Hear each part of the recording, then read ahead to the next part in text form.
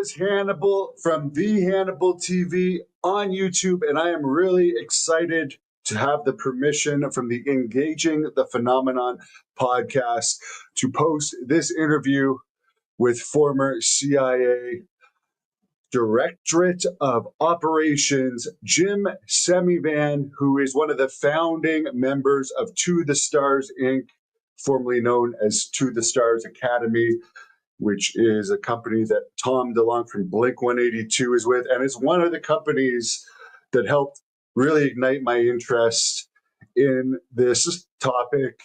And Mr. Semivan is very candid in this interview regarding his research into the phenomenon, but as well as his own experience, which Lou Elizondo may or may not have alluded to this experience that Mr. Semivan and his wife had in a recent interview of Mr. Elizondo. If you're not familiar with Jim Semivan, he had 25 years in the Central Intelligence Agency. And at the time of his retirement, he was a member of the CIA's Senior Intelligence Service. He served multiple overseas and domestic tours and had senior management positions in CIA headquarters. He is the recipient of the agency's Career Intelligence Medal. And I've seen this interview multiple times. Thank you, James, for letting me air this interview so more people can see it, because I think it's an important interview. I hope to interview Mr. Semivan myself one day, and I will be interviewing James, who conducted this interview on January 9th live right here on the Hannibal TV at 6 p.m. Eastern. Welcome back to Engaging the Phenomenon, whether you're listening on the podcast or you're watching here on YouTube. And today we have a very special guest. I'm very honored to have him to take his time to join us, and that's Jim Semivan. Welcome, Jim. Hey, thank you. Nice to be here, James. Yeah, again, I really appreciate your time. But for people listening, they'll probably be familiar with you from your involvement with To the Stars. But just for people listening, can you explain kind of your background? You're a former CIA officer, and then you joined up with To the Stars. So can you give people a little background about yourself? At least let's start with your work with CIA. Yeah, I joined CIA in 1982. I went in and I worked for the Director of Science and Technology for a couple years, 2 or 3 years. And then I switched over. I was asked to switch over to the Directorate of Operations. Went through all the training, became an ops officer, worked overseas, also in the United States, various places in the US, a lot of TDYs overseas. I rose through the ranks, became a senior manager at CIA, and then retired in 2007. Took a little time off, and then went back and worked with them part-time for the next 12 years. And it was during that time that I met some people from the Pentagon who were running it was Lou's group that was running the ATIP program. And through John Alexander, actually, I ran into John Alexander at a conference, and Alexander heard my story and my wife's story, and he came to visit us, and then he took the data back to a lab, and this is some stuff that came out of my wife's face. And anyway, long story, that started the connection. Jacques Vallée came out to see me. He was the first one, and then some other people came out to see me, and then I got briefed on 2 or 3 times, and then I met Lou, who I knew of, but I didn't know his last name. I knew it was this Louis, and I didn't know anything else. But anyway, I went down and went into his conference room in the inner corridors of the Pentagon, and I will tell you, anybody who says that Lou didn't work on this program, they're full of shit. I was there. I met everybody. I met all the people that work for him and with him. and on numerous occasions. And so he's the real deal. And then that started that. And then I went out to San Diego to talk to Tom DeLong, who I did not know, but he had written with AJ Hartley a book called Secret Machines. And that book had some very interesting data in it that we didn't know whether or not there was a leak of classified information that Tom was getting from his quote unquote advisors. We knew he did have advisors and they were absolutely real.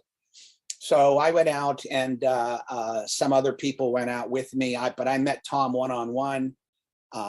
Met him at a hotel. We had a lovely dinner together, and within the first hour, realized right then and there that no, there was no leak of anything. And Tom just put two and two together. His advisors were very sharp about what they told him and what they couldn't tell him, but he put a lot of the story together, and he absolutely impressed the hell out of me. I was, what the hell do you expect out of a rock star, right? But he was an extremely smart guy, very savvy. And then the next day we met for lunch again with me, Tom, Hal, and there were two other people there who I will not name because I don't think they want to be named. But everybody knows who they are. I mean, if I said their names, you would know them.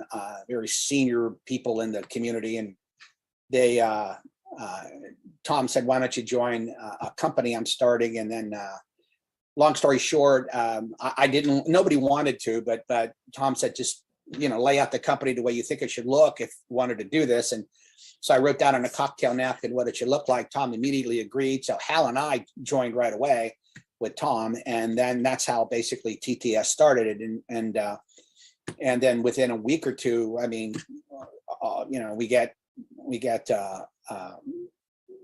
Steve Justice from the Skunk Works, Lockheed Martin Skunk Works came on board, and then Lou.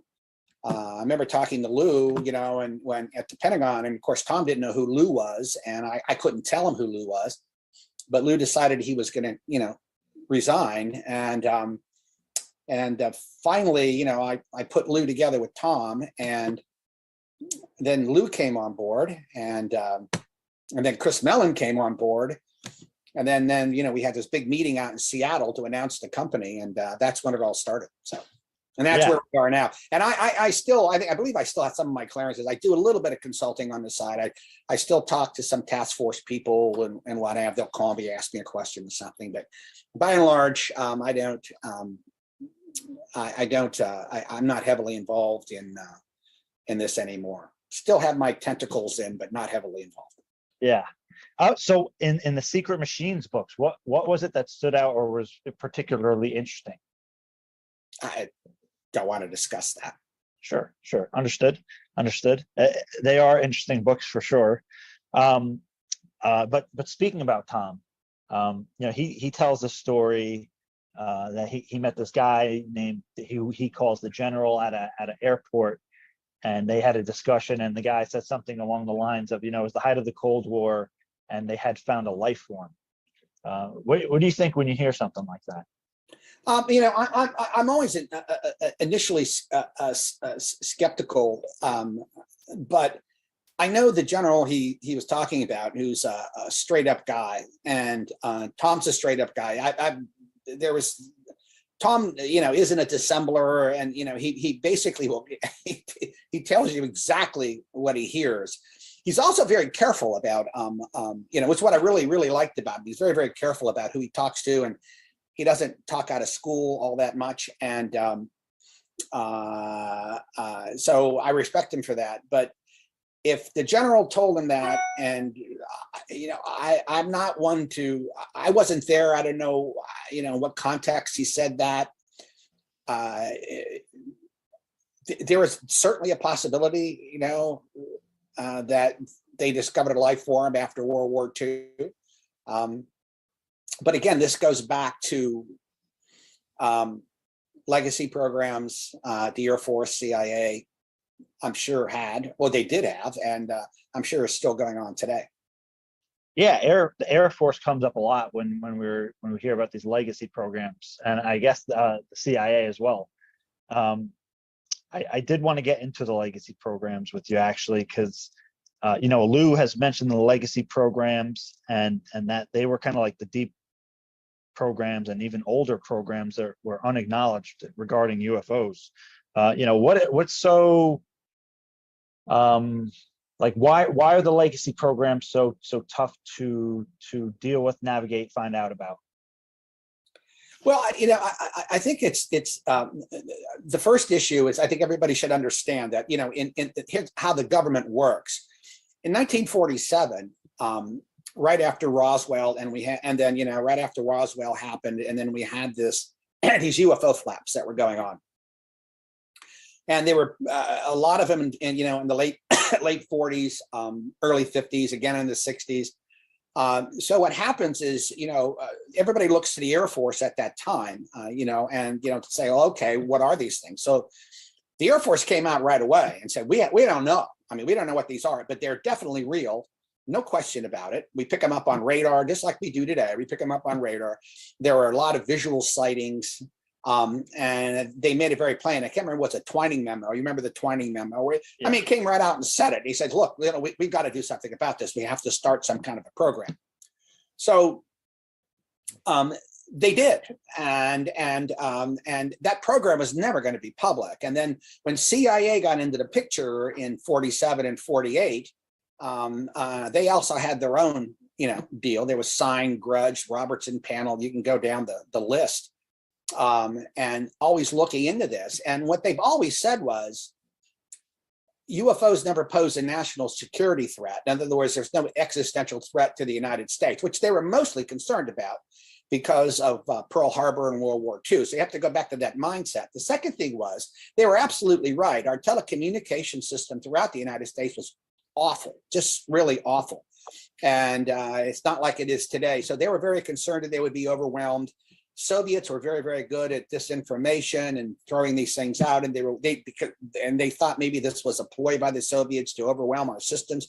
So there are these legitimate reasons, I think, where they looked at this and said, particularly later on in the early 50s, they said, look, we can't have this out in the public because, I don't agree with this, by the way. I'm just telling you what they were thinking, and Gerald Haynes wrote I thought a pretty good article on this, an unclassified version of CIA's involvement in all this. But I think he was right on the money with it.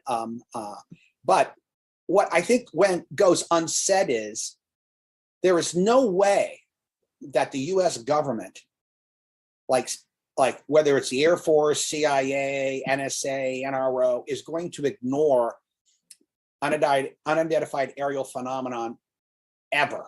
They always have to look at this because it is an unknown threat, and you have to look at it as a threat simply because you don't know what it is. If you knew what it was, it's either a threat or it isn't a threat, you would know.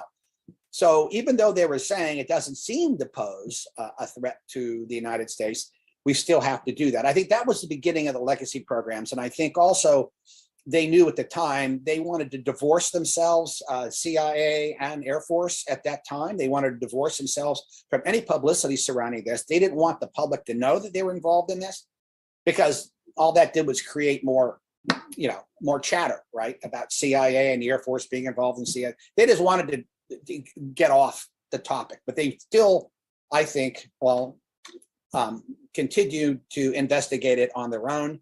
I think that's when the black program started. I think they continue. I think they continue to this day. Now, as opposed to what they know and what they have, I really don't feel comfortable commenting on that because I don't know for sure. I will tell you though, the educated guess I have is they have some information, but I will bet a year's pension paycheck that they are completely in the dark about what it is. I think this whole phenomenon is well beyond our ken. I just don't think that they know anything more. They may have a lot more information, but they're not going to. Right. But anyway, that's so. And when we're talking about these legacy programs, again, educated guess, how many programs do you think we're talking altogether between Air Force and CIA?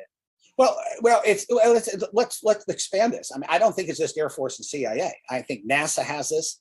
I think NORAD probably has their own. I think the problem with this is, CIA is an interesting organization. CIA is the Central Intelligence Organization. So they're basically in charge. Their charter says they have to go out and they have to interact with other government agencies to get all source information to put a picture together.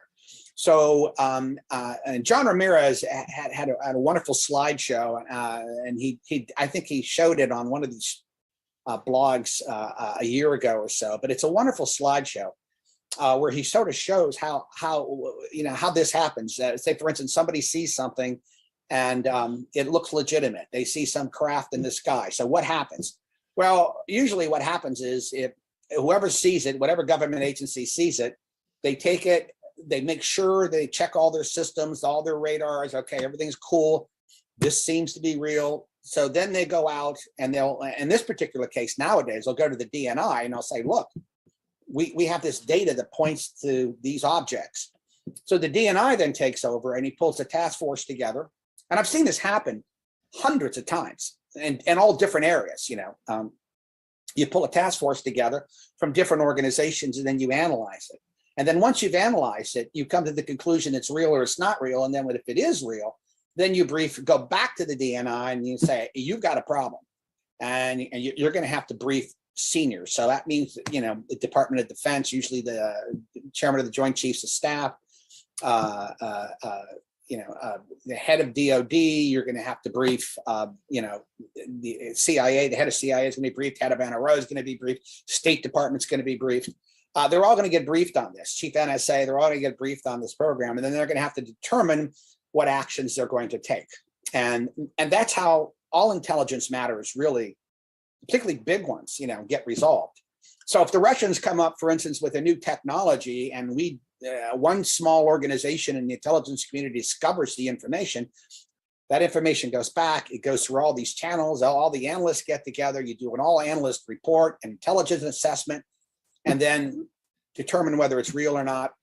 And then once it's real, then you present it to the President, National Security Council, who are the ultimate, consumers, and say, okay, this is your call. Here are the options you can take. And how have the legacy programs been so well protected? They, again, I don't want to get into too much detail, but I'll tell you that after, when Eisenhower talked about the military and industrial complex, he wasn't a happy guy. And the reason he wasn't a happy guy was because pre-World War II, we didn't have any kind of network together. I mean, we were really taken aback. Our Army was woefully ill-equipped. Our Air Force was, it was just not much better than World War I aircraft. And so they realized, they're going to have to get together to prevent another like Pearl Harbor. They really were going to have to get together and figure out a way to strengthen our armed forces and become more modernized. The only way to do that was to bring in private industry and defense contractors. And the only way to keep defense contractors is by promising them enough money that, and for a longer period of time, so like 5 or 10 years, and say, look, we want you to do R&D. We don't want just, propeller aircraft. We would like you to do, because we knew about sort of jets, maybe in the beginning of World War II. We want you to pursue that too. So that really was the beginning of the military industrial complex. Now then after the war, when the threat became very, very large and we started bringing over paperclip scientists, I think we brought over like 1,600. It became very apparent that the Germans were working on some incredibly advanced designs, particularly aircraft designs and some other stuff. And then the Russians also were. So what do? You go right to the defense contractors and say, because there wasn't any place else to do it. We didn't have we had Army R&D and Air Force R&D, but woefully too small. And you also needed to get rid of a lot of the bureaucracy to get this done quickly. Reason why the Skunk Works was created for Lockheed Martin. They needed a place, they needed a spy plane. CIA went to them and said, create the spy plane, but we need it now. We need it, So Lockheed Martin said, okay, took a separate chunk out, took all the bureaucratic nonsense out of it and said, design it however the hell you want to design it. And they created the U-2 and, Blackbird and things along those lines. So, it was a good thing. But let me turn back. And get back to this military-industrial complex. So let's say you have something you want to keep quiet, and you have the FOIA, and you have Congress can look at this stuff, or they can call people up and say, in the military, and say, I need to know more about this particular program. But if you classify it and turn it into a special access program or special compartmented information, or you have a bigot list, you can only like 10 people are on it or something like that, or 100 people are on it, and then you put it there. Those are usually safeguarded from most members of Congress and the Senate. Now, the Gang of Eight, these senators and congressmen, they pretty much have access to that, and so does Sissy and Hipsy. Sometimes not all of people on Sissy and Hipsy, but usually the directors will have access to that information. So they're fulfilling their obligation to Congress through that. So this new legislation that's coming out saying like, oh, we're going to get more information. Well, yeah, they're going to get more from peripheral agencies, I think from NORAD and maybe NASA, because NASA is not only a civilian agency, it's a defense agency also. I mean, people don't know that, but it's actually, a defense agency. So it has a military component to it. So they'll get it, but classification programs, the really deep stuff, they're not obligated. They're not going to be obligated to tell everybody in Congress or everybody, in the Senate or what have you, but they are obligated. And they, from what I understand, they do brief people on the National Security Council, the Gang of Eight. And so their obligations are actually met. Yeah. That doesn't mean that the Gang of Eight or the intelligence committees will share that information writ large with other people out there. Right. Now, whether that's good or bad, that's, I mean, everybody would like to see more transparency around this issue. But again, I don't really think that the government, any government, really knows what this is, and I don't think they have any kind of understanding of it at all. And the other thing about it is it's absolutely absurd to think that this phenomenon, is centered in the government in some way. That the government is one of the reasons, Tom started TTS and why Lou joined it is because we needed to go private. I briefed some very senior people in the intelligence community telling them we're going private with this because you can't do a damn thing. You can't. I mean, it doesn't belong to you, number one. And number one, it shows up to everybody. It showed up to me. It showed up to lots of people. It showed all around the world. Hundreds of thousands, if not millions of people have experienced this. So it doesn't belong to any government or military. It belongs to everybody. But the military, they claim for national security reasons, and I'm sure there's some that are legitimate. They're not going to be willing to share too much. The Russians want to know what we know. We want to know what the Russians know. The Italians, the British, the Israelis, Canadians. Everybody wants to know what everybody else knows, but you can't really share that information because if you're able to reverse engineer some information on data that you picked up, may not be a crash retrieval or something like that. Or it could be, I don't know. But even if just by looking, at some of the data we have on say TikTok, you were able to basically reverse engineer some data. You don't want the Russians to know what's being developed from that. Yeah. So.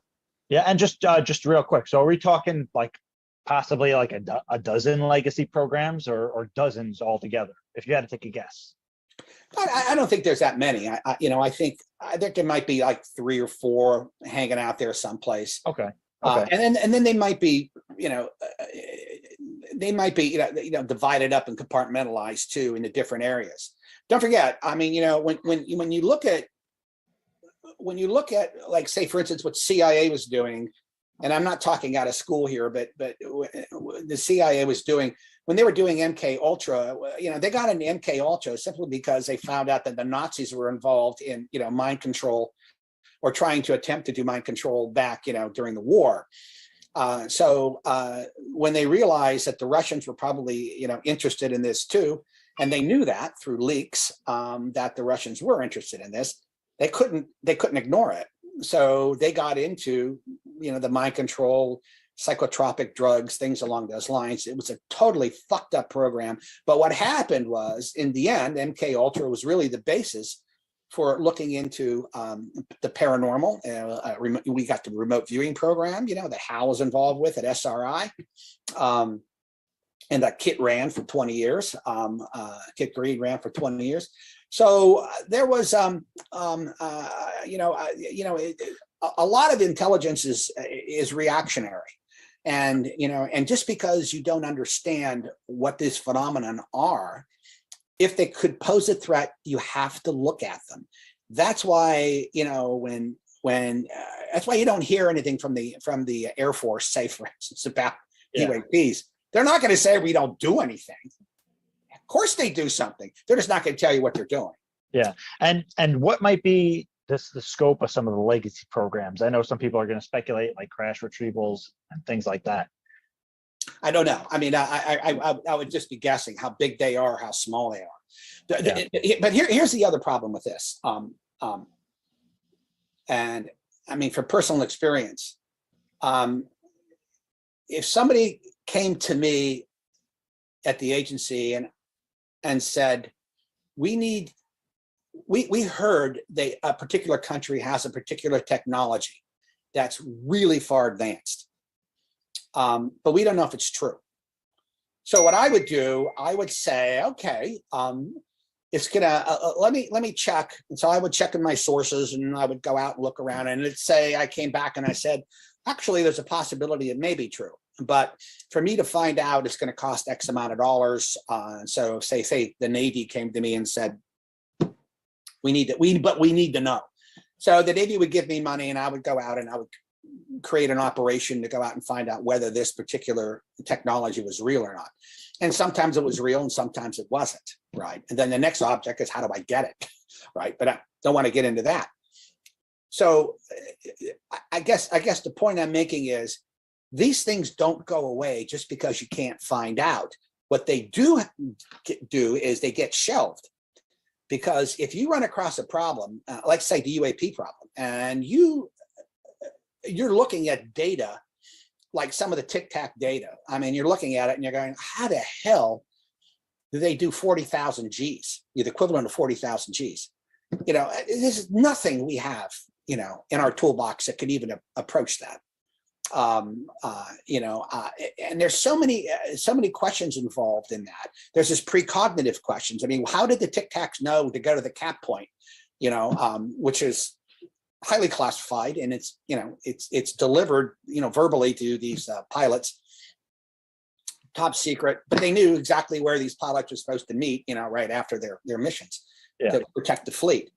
That's very disquieting to an admiral or to a captain. Right, how they knew this. So there's all these other elements involved, and the biological elements. The Gillibrand Amendment talked a lot about that too. It wasn't just nuts and bolts; it's so many other things. So if you're in the government and you're in the Air Force, CIA, NASA, wherever it is, and you're looking at this stuff, I mean, you realize right away, probably within weeks, if not sooner, that wow, this is a lot bigger than physics. And it's a lot bigger than mathematics. It's a lot bigger than engineering. You're really talking about consciousness. You're talking about some elements of quantum mechanics. You're talking about religion. You're talking about a lot of different things, psychology, and go ahead. I'm sorry. No, just finish that thought, and then I'll ask my next question. Yeah. And what science does not have, and science has done wonderful things, and it continues to do wonderful things. But what we don't have, and William James, I don't know if you're familiar with him, the father of modern psychology. Yeah. And he talked about this. He said, because he was investigating psychic phenomena back, around the turn of the century, and 1900s. Yeah. Yeah, and and he said, what we really need is a radical empiricism, a radical science, is a way to take these anomalous behaviors or these anomalies that you see, these 40 and bunch of data that comes up, and we need to study them, and find out what they actually are. But since there's no predictability or reliability associated with them, you can't experiment with them. So what you end up, what we should be doing is what Jacques Vallée is doing right now, a lot of field-centric studies because, how do you study chimpanzees? Well, you can put them in a cage, and look at them that way. But if you want to know how they live in their environment, you have to go to their environment. So what Jock is basically saying is, if we're going to study UFOs or UAPs, we have to go to the environment where they show up, and then, and really do deep dives on these things. So I think, that's sort of where we are. And I'm sorry, I'm just very discursive here. I get excited when I start talking about this, and I'm sort of rambling. I apologize. But no, it's great. It's great. I greatly appreciate your thoughts on the subjects. And, everybody's excited about the new language and the new office, the all domain anomaly resolution office. Do you think that that approach, and again with the Gillibrand amendment, you think any of that is going to kind of pierce the shell of the legacy programs? Yeah. I mean, I really do. But I'm going to qualify that. And I think, Chris Mellon and Lou Elizondo deserve an enormous amount of credit for this, because they worked, the halls of Congress, and they still are working the halls of Congress on this. And, bringing the data, the classified data that I saw, and that, to Congress, and basically saying, you tell us. And of course, once the congressmen and the senators see this, they realize this is all real, and it isn't ours, and it isn't Russian, and it's not Chinese. So it doesn't leave many possibilities, right? So the door's open. It's definitely not going away. I mean, there's no way you're going to be able to sit on this. Anybody's going to be able to sit on this. That said, the new, when you read the legislation that's coming out, there's always these little codicils in there, or little paragraphs saying, yeah, but we're going to protect the national security data and what have you. A lot of information could fall under that. Right. A lot of information can fall under that. So, well, let me give you an example. I mean, if you had a defense contract that was working on, say, something associated with UAPs, and whatever it might be, something nuts and bolts, something, psychological or what have you. The mere fact that a private organization is working on that with private citizens, working on that, even though it's a military contract or an agency contract or something, you can't make that public. You can't expose that company to and say, well, yeah, I mean, here's a defense contractor who's working on this aspect. We can't tell you what it is, but this is a defense contractor that's working on it. And they can't do that. You can't do that, because that opens the defense contractor up to, commercial espionage, foreign espionage. It could alter their stock price, right. Some people thought it was all crazy. So there's all kinds of, private confidentiality things you have to take into effect. Also, the idea that if you did that enough times, a good intelligence analyst can look at that and actually start putting pieces together and come up with, this is how the intelligence community works. And you get these little individual pieces of information, humant, masoned, geoint, and you put them all together and you go, so that's what they're doing. And you start connecting the dots, and then you come up with a pretty good idea of what they have in their program. And I think that's one of the problems associated with this. So I don't think it's because these programs deliberately want to hide. I mean, where you have a nefarious cabal in there saying, no, we're never going to tell the American people. They don't deserve to know. I think it all comes down to tell your friends, tell your enemies. So I think they're trying to find a way, I think, to go get around that in some way. And maybe they can. I hope they can. Yeah. Yeah. I mean, do you think that even people within those kind of programs would maybe even want to cooperate with something like that? No, individually you can't do that. I mean, individually you can't make up your mind to say you're working for a program and you're working for a defense contractor, and you said, yeah, I think people should know about this. I'm going to be a whistleblower, and I'm going to go out. You can't do that. You sign it. Right. You sign an agreement. You have top secret clearances or sign an NDAs. And, you owe that. I mean, and because here's what the problem is. You get guys like Snowden and this other clown Schulte from CIA who came out and dropped all this information. They think they did the world a big favor. And what they did was cost the government billions of dollars in research and R&D, because they decided, at their level, at their 2,000 foot level, that they were going to, correct the wrong, for instance. But yet they're not at that 30,000 foot level looking below and saying, well, reason why we're doing this is because X, Y, and Z. And yes, it has been briefed by Congress. And we can't tell the American people, because if we tell the American people, we're going to be telling all our friends, all our enemies, what we're doing. So you got to be really, really careful with all this kind of stuff. And it's not perfect.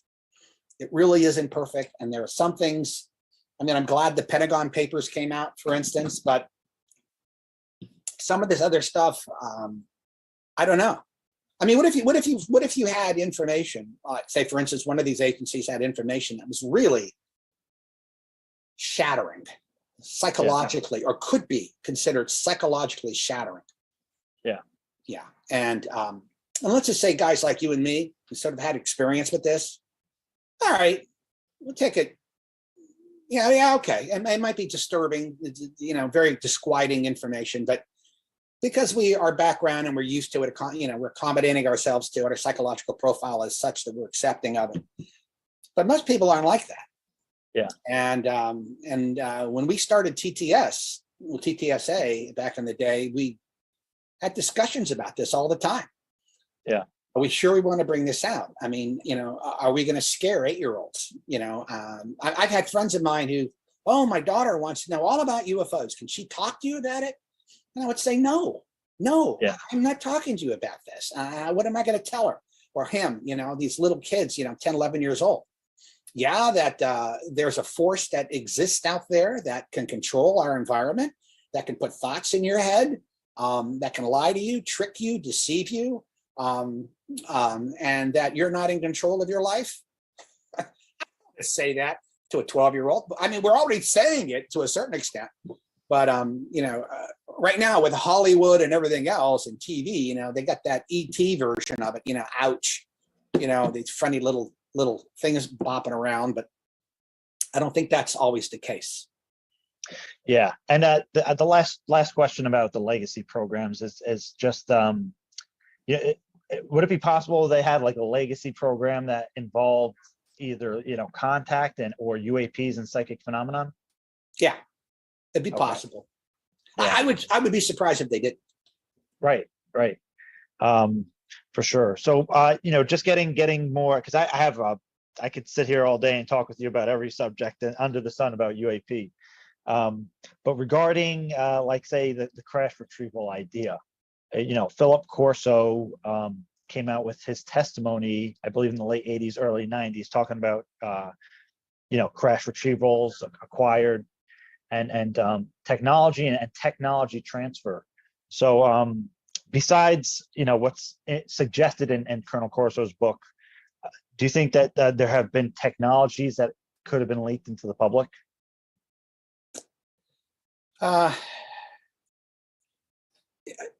Yeah, I think that's a possibility. The problem with Corso's book is I have no problem believing Corso at all, none.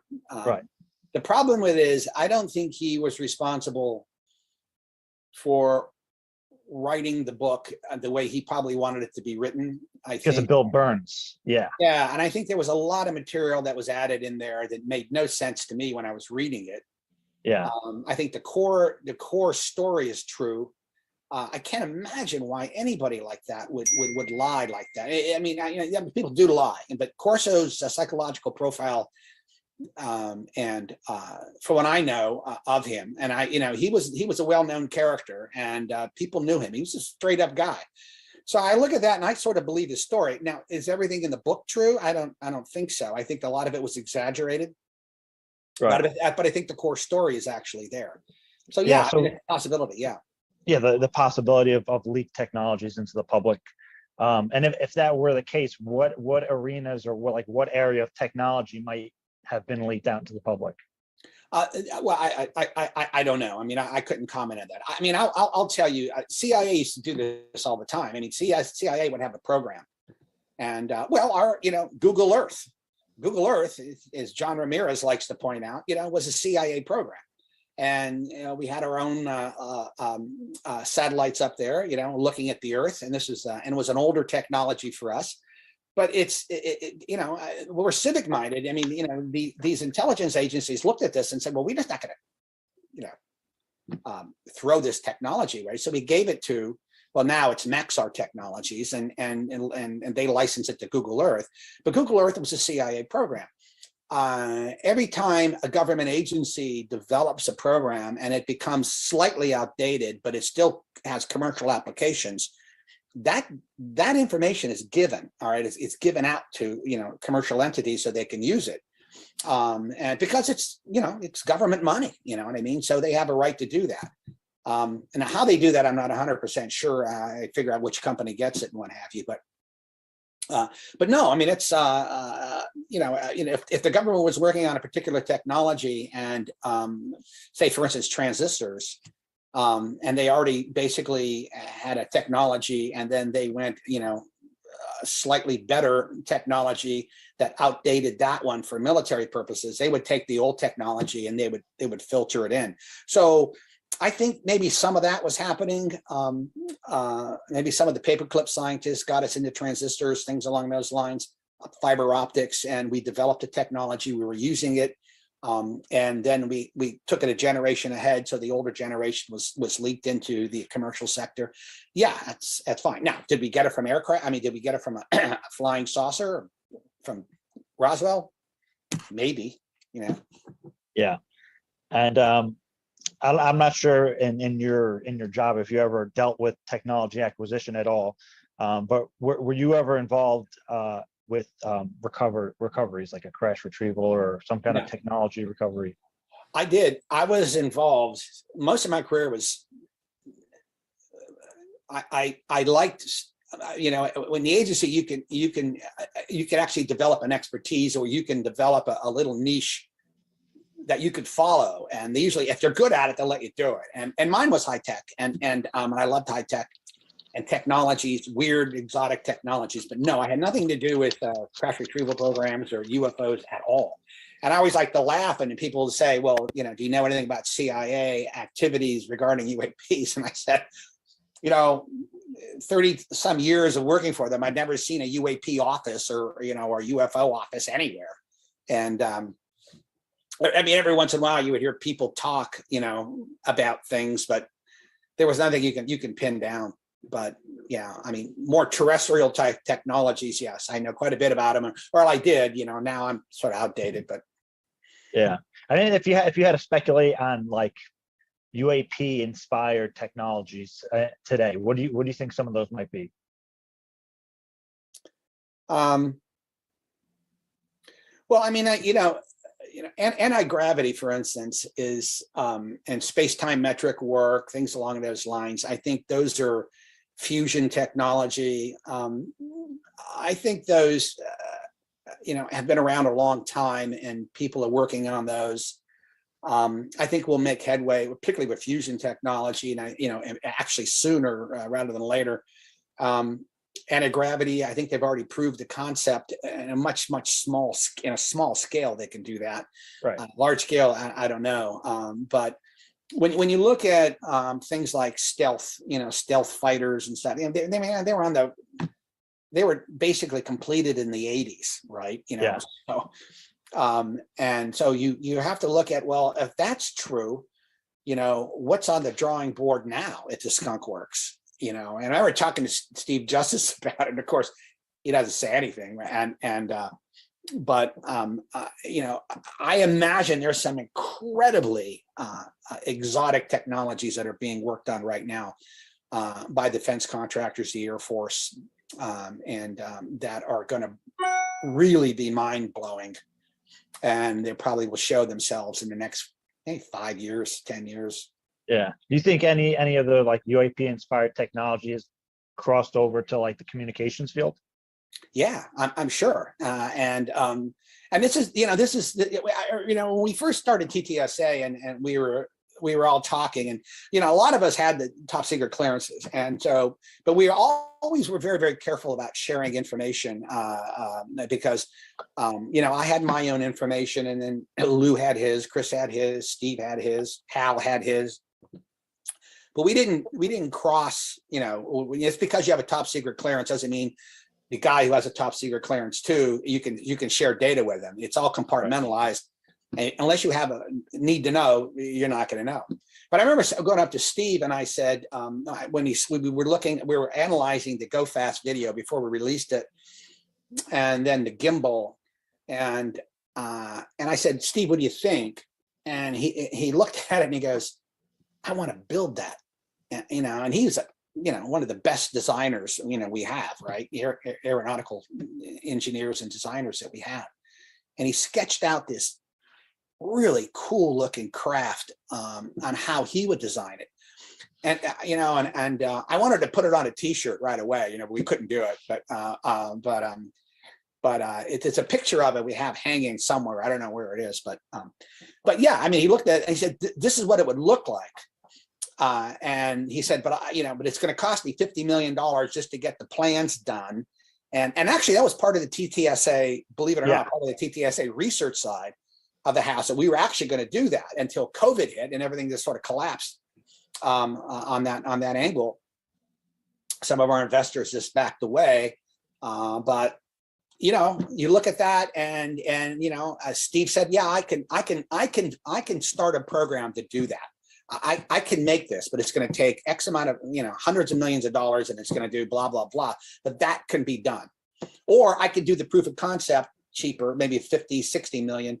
And then hand it over to the military, and then have them follow it through. So, yeah, and kind of speaking to the idea of crash retrievals, you're definitely familiar with the Wilson Davis notes by now, the alleged meeting that Dr. Eric Davis had with Admiral Tom Wilson. Right. What are your thoughts on that story? I will not comment on that.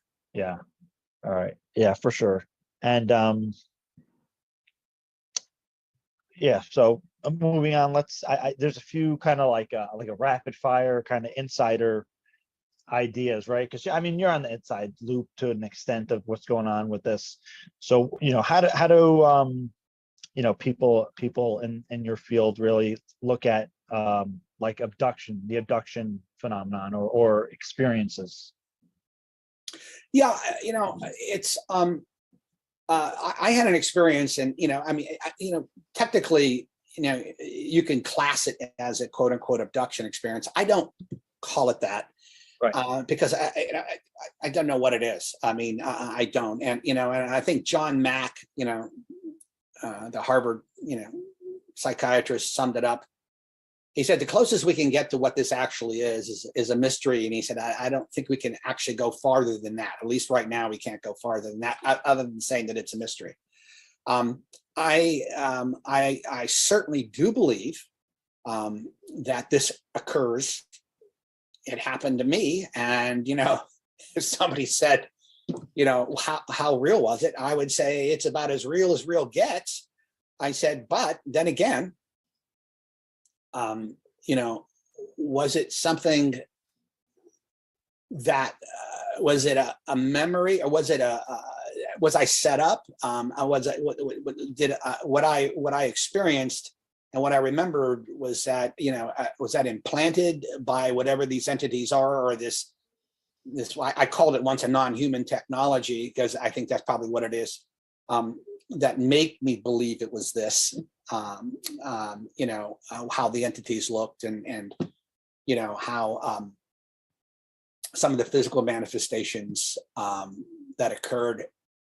I don't know. I have friends of mine that we look at Chris Bledsoe's experience, probably one of the most dramatic. If you hear him tell the story, it's just absolutely incredible.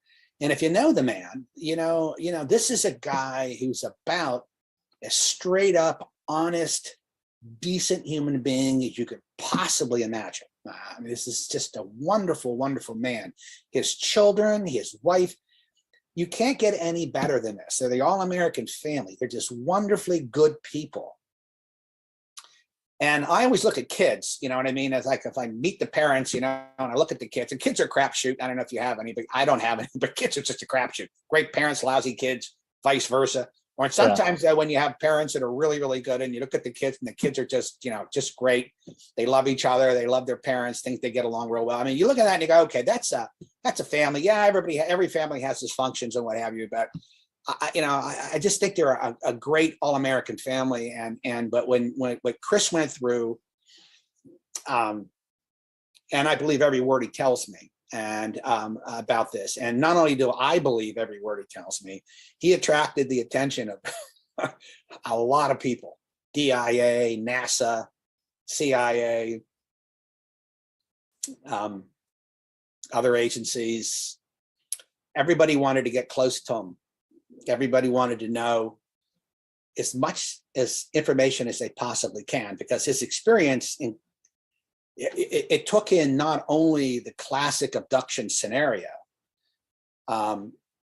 because he had missing time, right, where he had no idea what was going on, right, but he also met the entities themselves, and he also met the lady.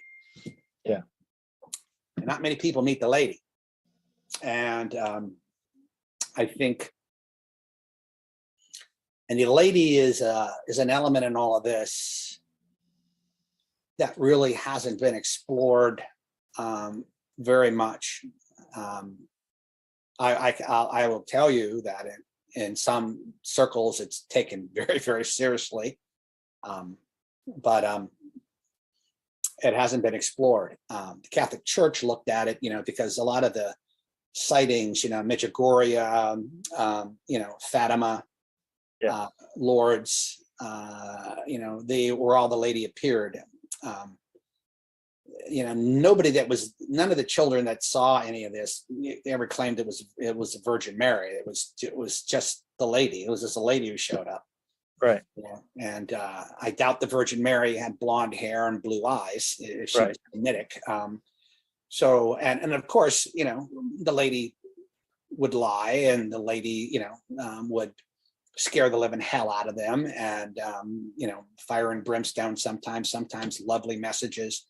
A typical, you know, abduction scenario where these beings, you know, come to people and they tell them stories. They have the line about the, you know, the environment and things along those lines, but they're generally, there's a trickster element to it. There is a physical, not very nice physical element to it. There's a very strong sexual element to it. It's not, I mean, sexual is homoerotic in some cases. And I don't know what the hell you make of that. You know, I have no idea. But these are all strong leitmotifs that run through these abduction scenarios. So I think we have to be very, very careful when we talk about it. And then you have the military abductions. You know, I was just going to ask about that. My labs, military abductions. Yeah, I have a friend of mine who I respect very highly, Melinda Leslie, who was had a very dramatic experience with this. And which, if you hear her story, you can tell, you know, this is, you know, I believe everything she says. I just don't know what the hell to do with it. And the problem with it is you don't know. I mean, you don't know. There's no context. There's no place to put it.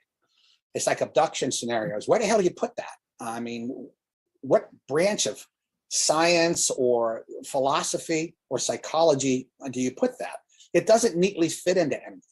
Right. Well, and so two things about that is one, which I found really interesting, because you know, somebody that was talking a lot about my labs, again, maybe. I'm sorry about that. Yes, within their own framing of talking about the subject, which might be correct or incorrect, with Stephen Greer, was talking a lot about my labs and his kind of version of what that is.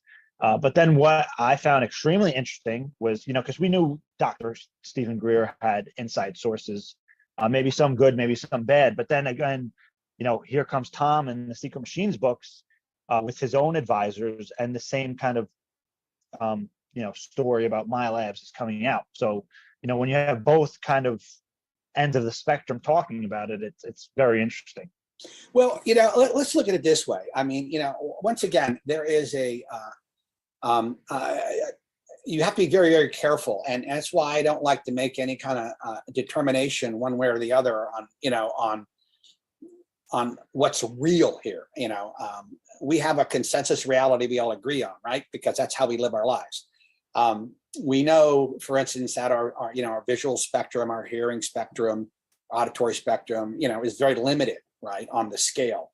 We know that our brain acts as a filter because even though we're all conscious, all the conscious elements that constitute our being here, our breathing, how the brain synapses work to the way we move our hands and things along. When we drive a car, there must be 1,000 different things going on, but we can't really focus on all 1,000 of them, can we? We go crazy.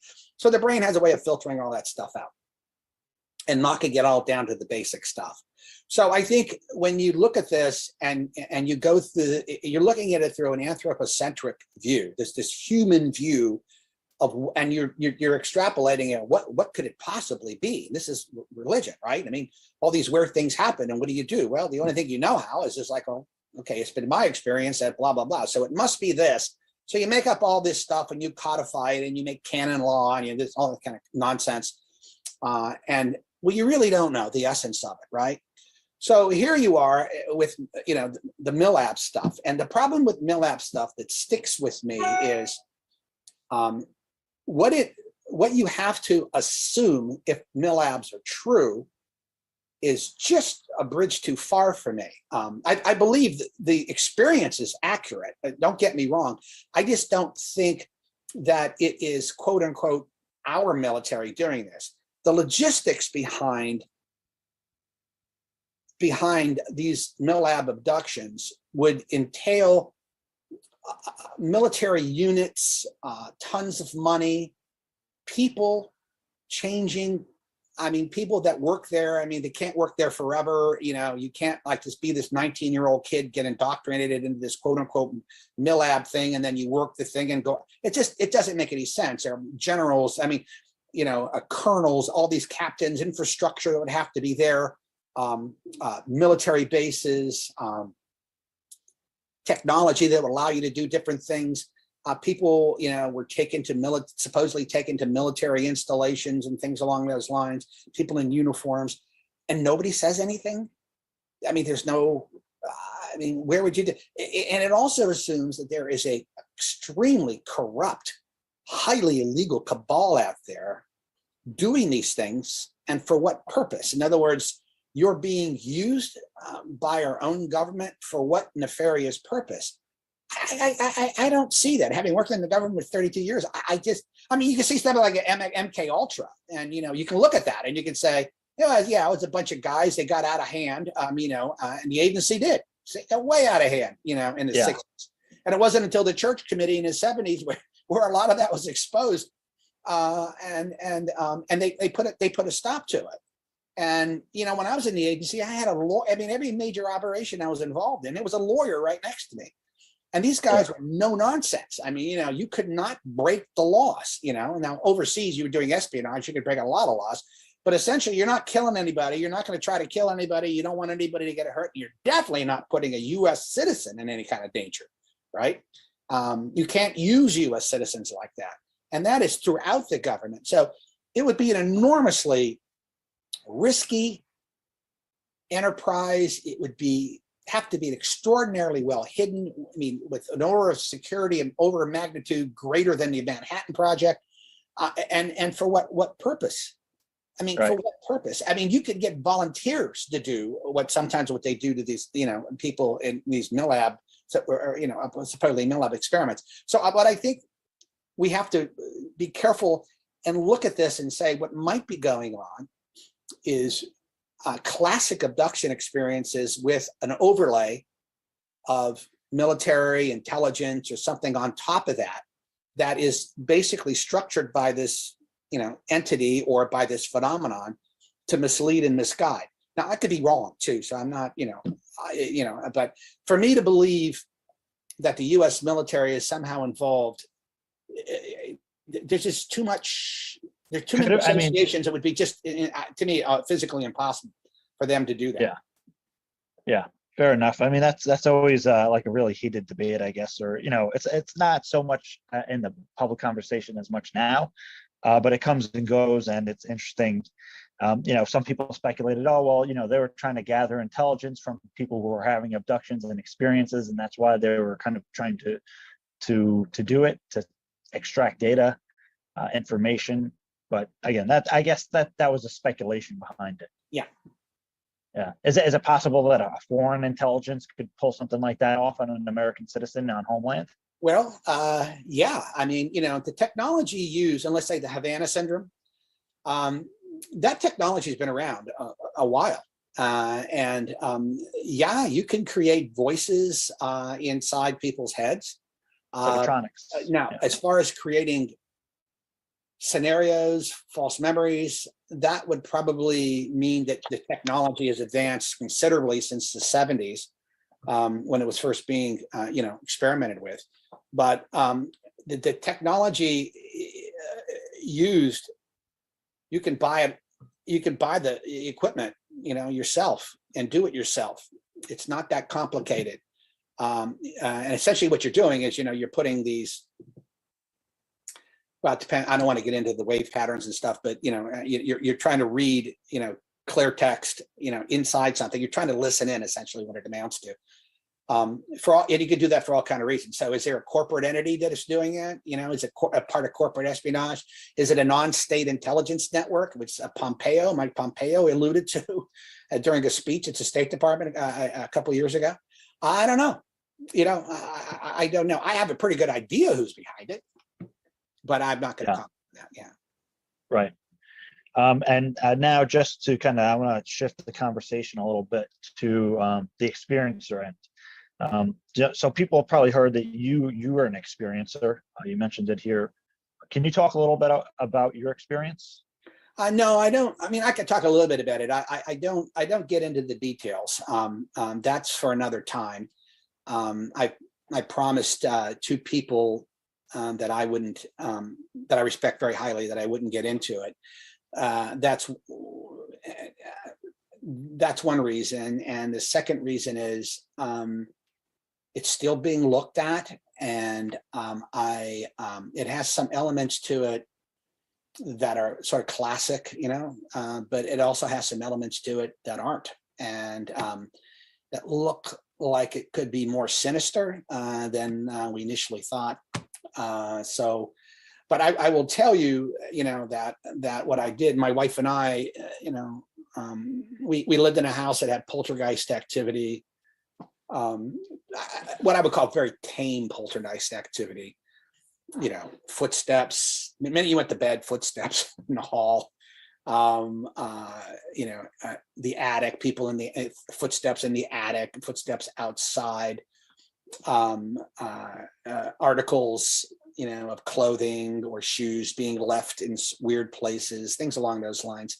My wife and I being woken up in the middle of the night by cigarette smoke, and it turned out that we figured it was a poltergeist because the people that lived there before us, essentially what had happened was this family lived there. The mother was a heavy smoker, and they had a couple daughters, and she used to every night come in and then smoking a cigarette, and then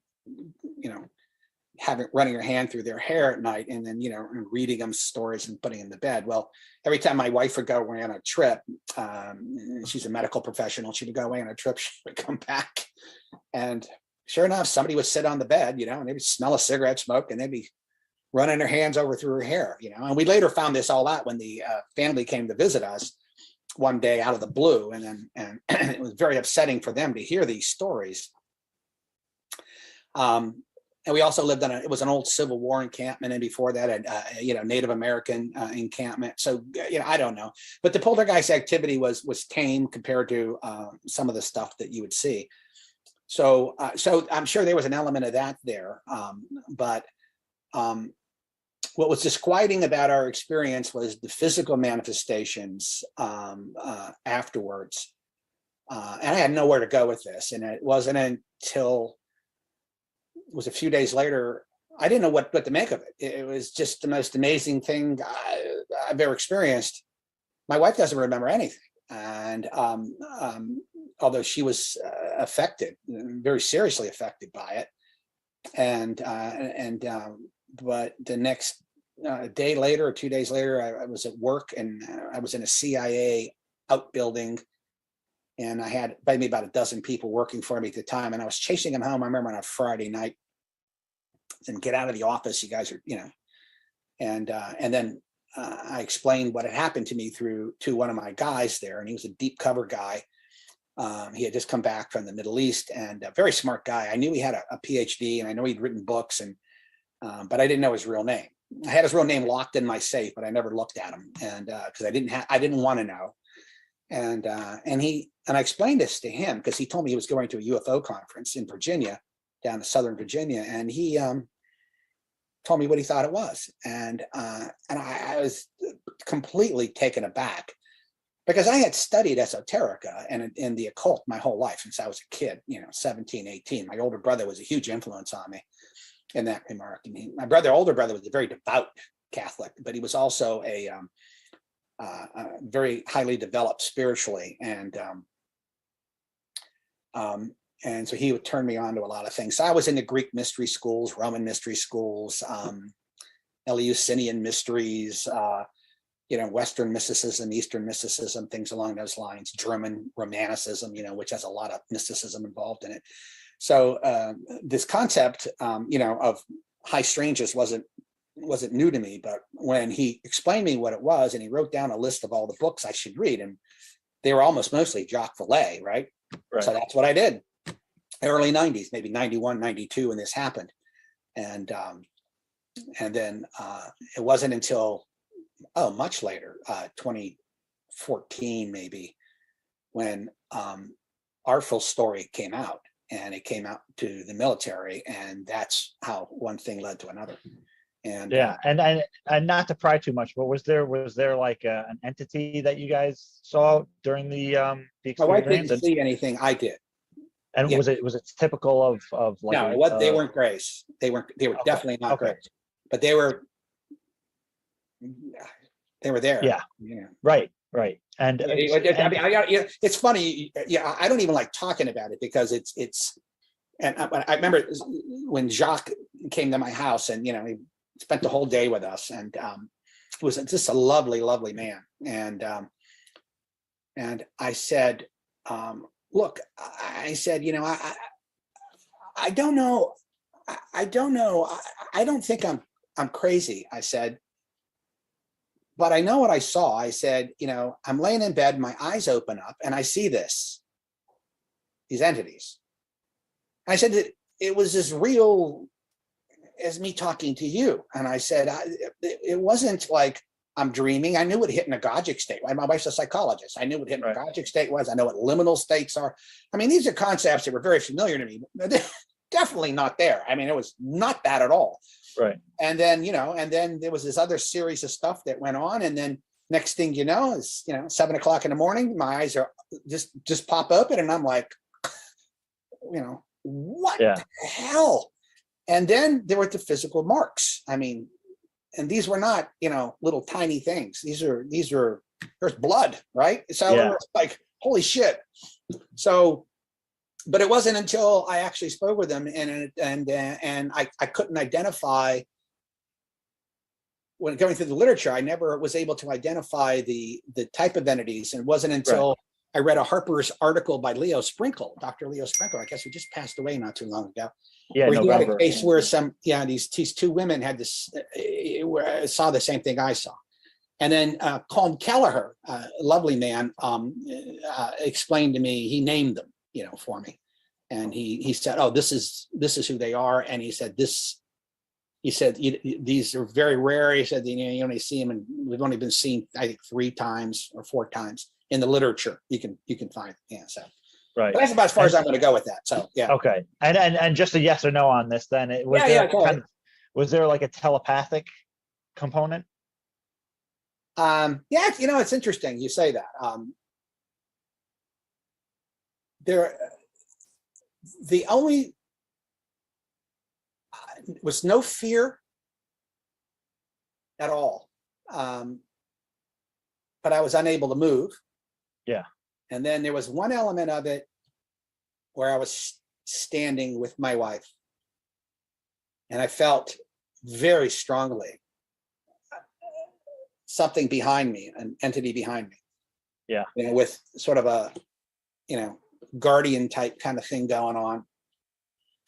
But, and these kind of experiences, and for a lot of your listeners out there who've had these, and I remember Chris Bledsoe, had them too. I mean, you get these, and a lot of people come to some type of accommodation over time period, right? And yeah. They look at it and they say, okay, the initial horror of it, rubs off, and then somehow, like for Chris Bledsoe, it morphed into this new way of seeing the world, and he has become a healer, a deeply, deeply spiritual man. He was a deeply religious man, but now he's a deeply spiritual man, which I find much more fascinating.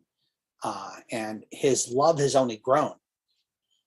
Me, on the other hand, not quite. I haven't come to terms with it, and probably because I sort of grew up a little rough and tumble, and it's like I look at this, and it's bad enough we're born on this planet without an instruction booklet, right?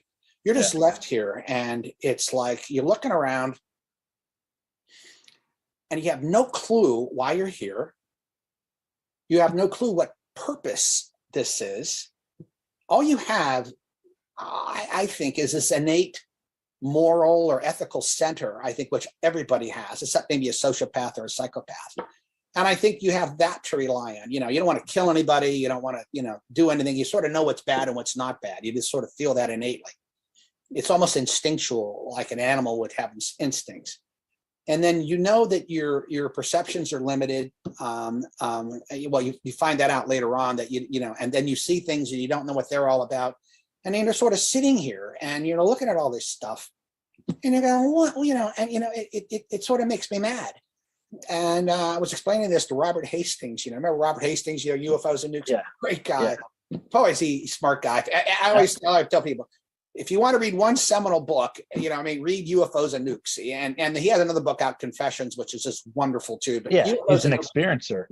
Yeah, he's an experiencer too. But I always tell him about this. I said, and I was at a conference a few months ago, 6 months ago, out west, and with about 20 of us. And it was a quiet little place with scholars and everything. When we're talking about this.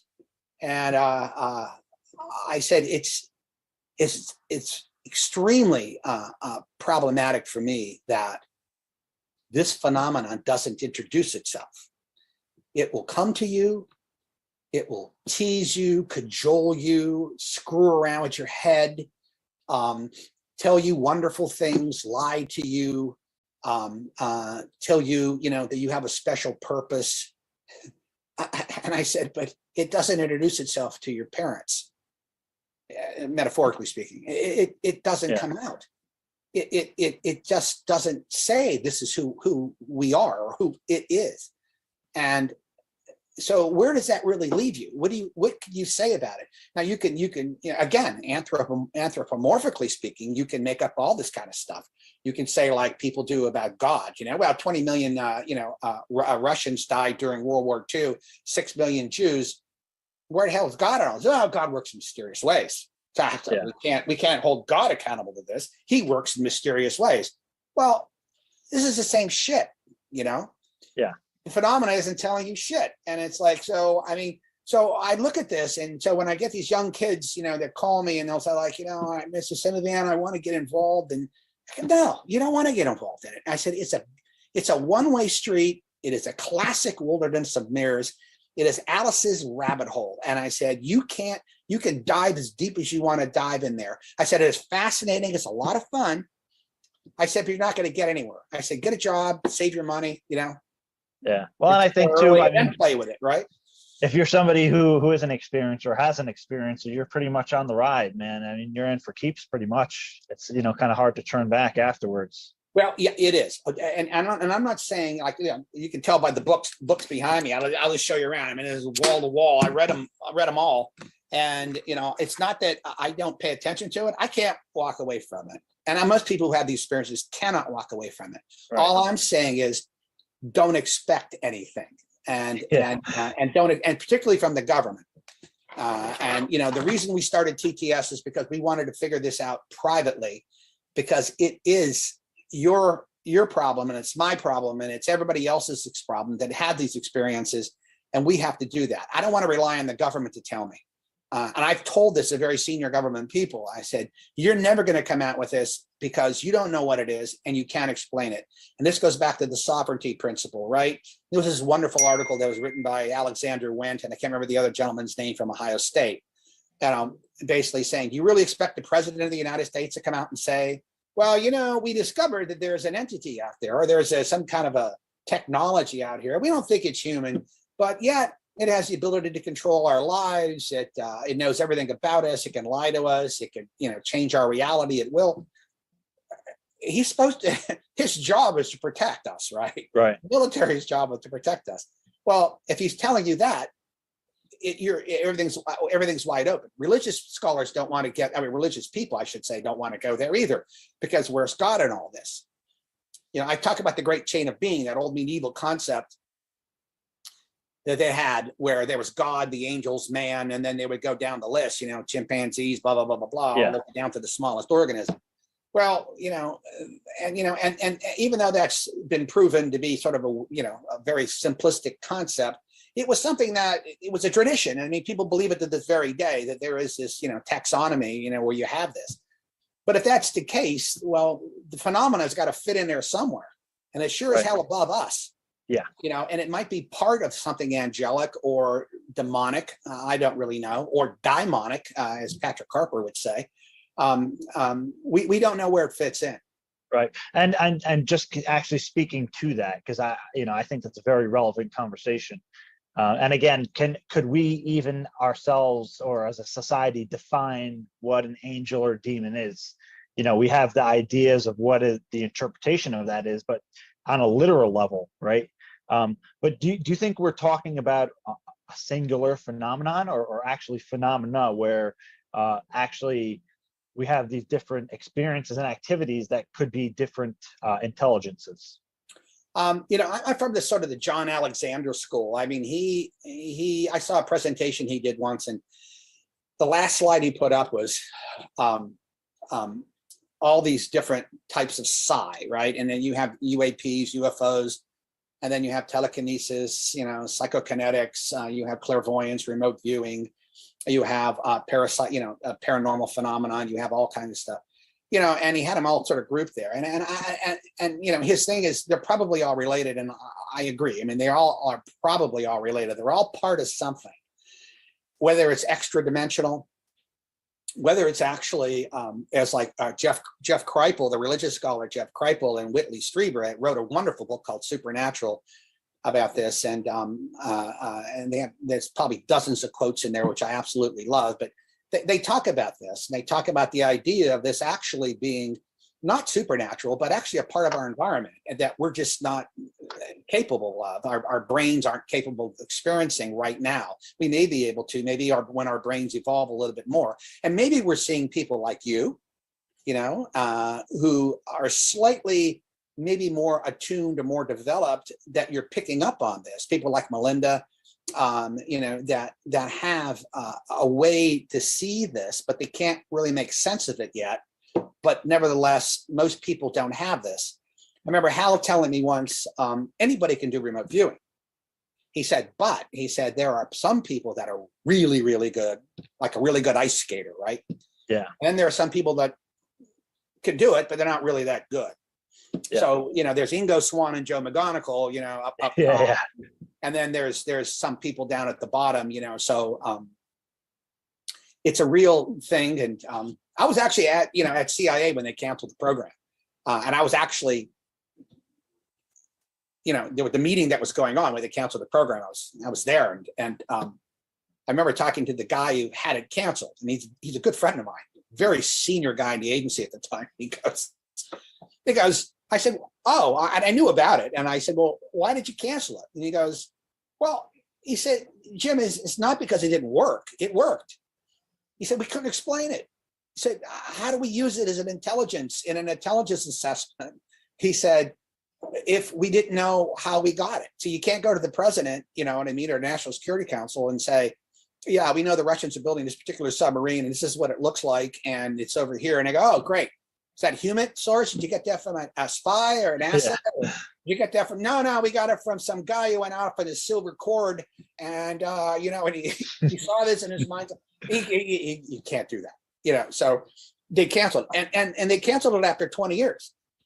So that was a program, they take very, very seriously. Now, did it go away? I doubt it. I mean, I think CIA probably gave it to another intelligence agency to do, which happens all the time, actually. So, and getting to contact and stuff.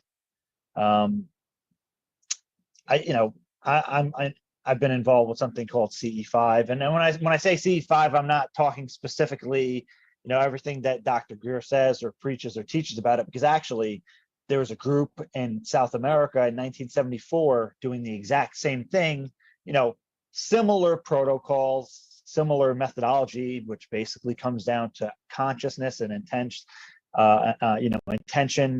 maybe concentration, and whether alone or especially with groups of people coming together to do that kind of work. Similar to what was done recently, actually, at the Monroe Institute. So, what are your thoughts on the idea of, maybe I can say CE5, but really contact and consciousness with UAP? Yeah, that's a really good question. And I'm of a mixed emotions about it, mixed mind about it. If I think it's fine to engage yourself in that if you're very well tethered to the ground. In other words, if you're psychologically stable and you have a strong, family connections, and you have strong friends, and you have a really strong psychological profile. I think the idea of going out and experimenting and what have you, as long as you can be pulled back, into this familiar territory, you're fine. As an old hippie who's experimented with more drugs than I care to name, before I joined the agency, they had a big problem with me when I came in because of my quote unquote drug problem. But anyway, they took it away. I can tell you that many a times, when people go out experimenting with psychotropic drugs and psychedelic drugs, and I would say, venture most of the time, it's people come back fine if they're with people that are guiding them and what have you. But there are a lot of times they come back broken and they become disassociated. So I would say to you and to your listeners that there are some horror stories about the remote viewing program, which I won't get into, but you have to be very, very careful when you do that.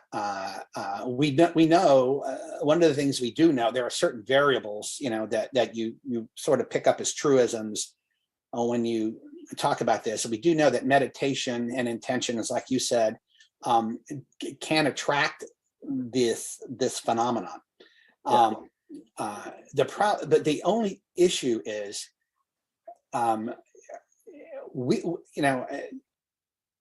I like to view the phenomena through the light of the jinn, because the jinn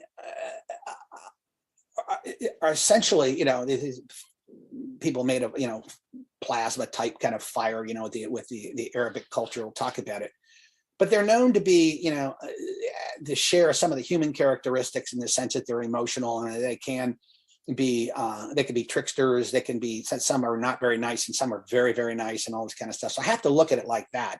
So, but when you're going out into that unknown, undiscovered country, as Shakespeare said, and you're having these experiences and you come close to it or you attract it, you know, you don't have any control of what you're attracting.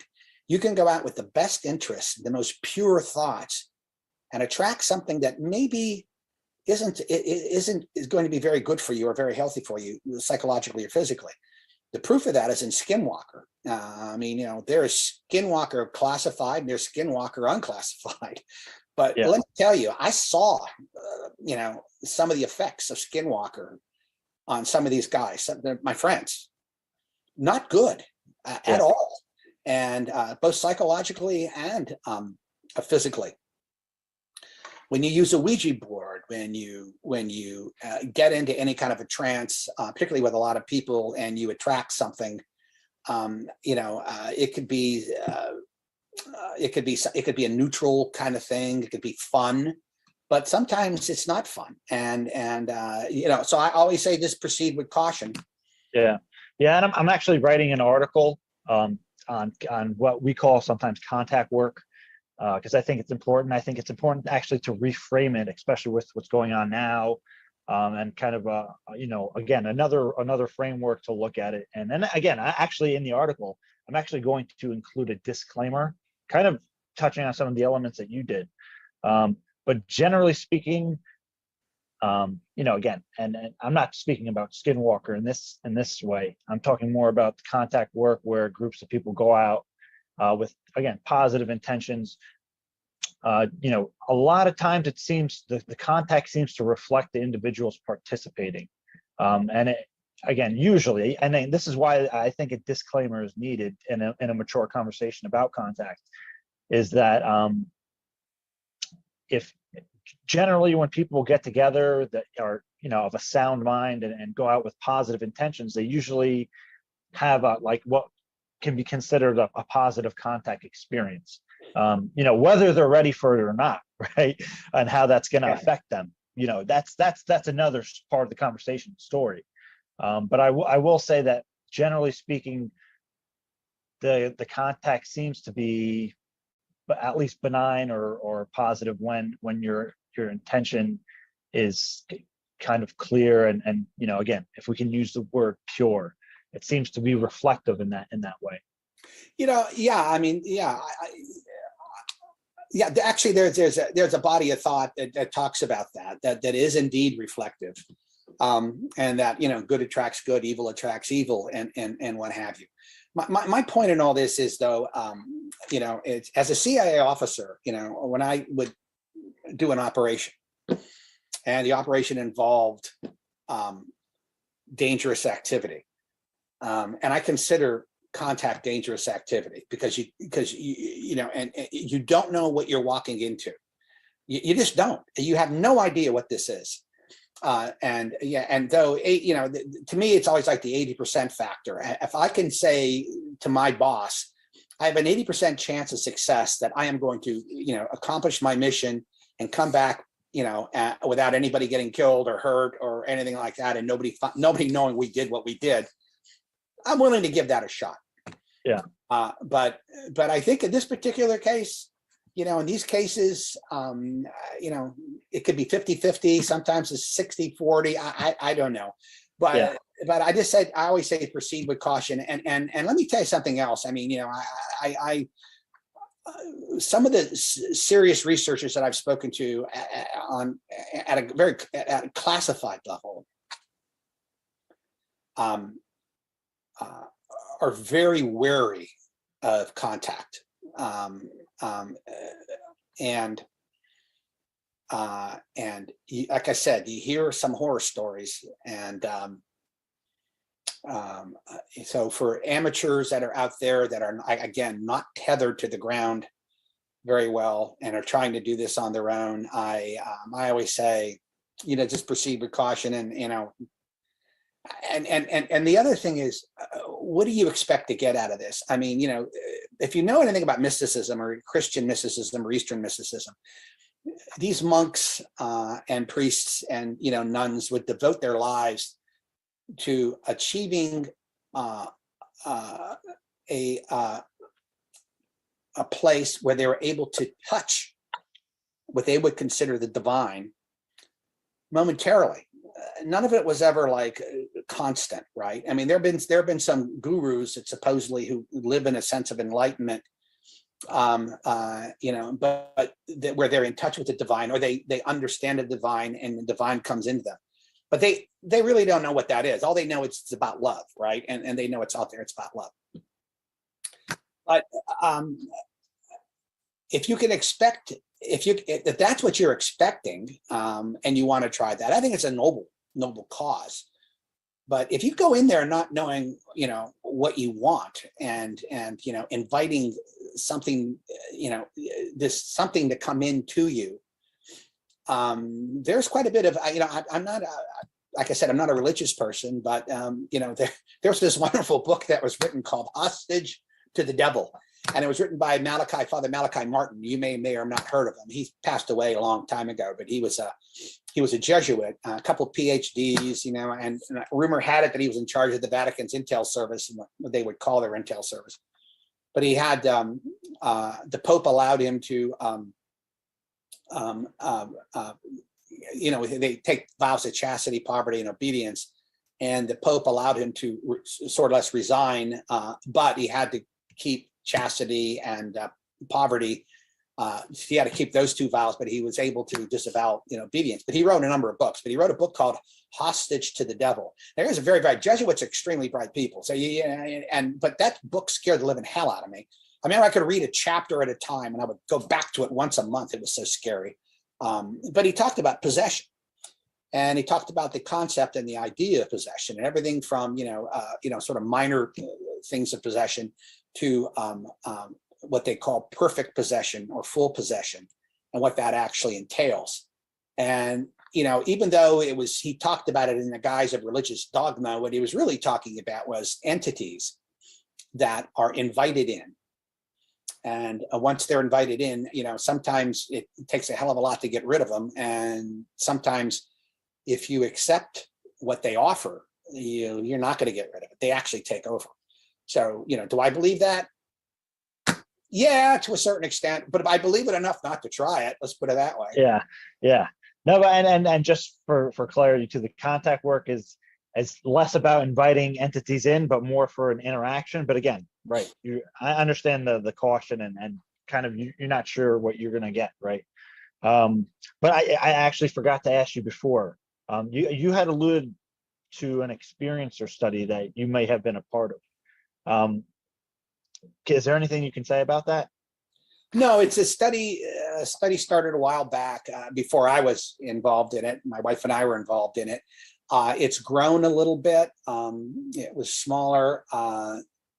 It involves it's a good deal of it is medical, psychological, and biological. DNA is being studied. Physical characteristics. By the end, I mean medical issues associated with it. The people that are involved are initially it was former CIA, DIA, JSOC, and I think some FBI officers, usually at a senior level, who ran into this or had experiences like this. And then, so they're studying, you know, the commonalities, different commonalities. The problem with it is it sounds fascinating, but it's sort of sad. We've lost some people. And this is why I offer caution, many through suicide. The whole concept of contagion. I know that Skinwalker, I mean, Colin Kelleher talks about it. And Knapp, George Knapp, who's this wonderful guy, talk about it. You know, it sounds interesting, but it's not. I mean, it's frightening to a lot of people. And once again, you know, if you're walking into an area like Skinwalker, where clearly the elements that are there, whether you want to call them elementals or what have you, these aren't naturally friendly types, you know, where you have your typical poltergeist, or ghost or something like that, maybe throwing stuff around or maybe moving things around. Ha ha ha, funny. But there's an aspect to it that I've seen that is not funny, and it is very, very. As a matter of fact, we were asked why my wife and I seem to be the healthiest people in the group, even though my wife has suffered some medical issues. Psychologically, we seem to be okay, but it's and I hate to sound like I'm overly pessimistic or something. I'm not, but I'm almost 70 years old. I'll be 70 in a couple of weeks. I mean, it's like what I've seen. I just tell people just be very, very careful and proceed with caution. If you read John Keel, and Keel will tell you exactly that. I mean, Keel in I think it was Operation Trojan Horse basically believed this is all just a cosmic put on. I mean, this is just a big effing joke by this phenomenon on us. And, well, again, and I think it's important that, whether we agree or disagree, that we have these mature conversations about it and can take in other people's perspectives, hopefully try to have a mature conversation about it. I agree. But at the same time, you got, like I say, you look at a guy like Chris Bledsoe. To him, this is all about love. About love. I guess. And the interesting thing about Christopher Bledsoe and the family is there's been some healings too. So what do you make of that? Yeah, absolutely. I've seen some of them. I mean, I know some of the people he's healed. I look at him as a healer. I mean, no question that in his particular instance, he was cured of a very debilitating disease that probably would have killed him, and yet given a gift. And yet in the beginning, it was horrifically terrifying. Right. And it morphed into this whole completely, different thing. Now, did he choose? I mean, did he make the conscious decision to, take lemons and turn them into lemonade, which is the kind of guy he is actually anyway. So, or did the entities themselves, quote unquote, good entities, and basically gave him a blessing as opposed to a curse? My point in all of this is I know specifically, factually, people who have been cursed, capital Right. C, by this. Yeah. And we have no idea how.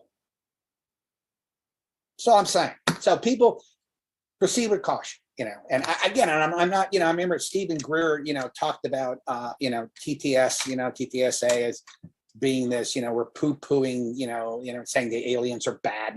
No, we're not. Absolutely not. I mean, we're basically saying the military needs to be involved, because until we know exactly what it is, it's, that's their job, right? Protect the United States. So it's a national security concern. Does everybody in TTS, believe that the entities are bad? Absolutely not. I mean, we think that probably, if they've been around since prehistory, right? And, they would have wiped us out by then if they were that bad. So it's not an existential issue, right? But nevertheless, we may not be equipped psychologically and mentally to deal with that kind of power that comes into you when you have that.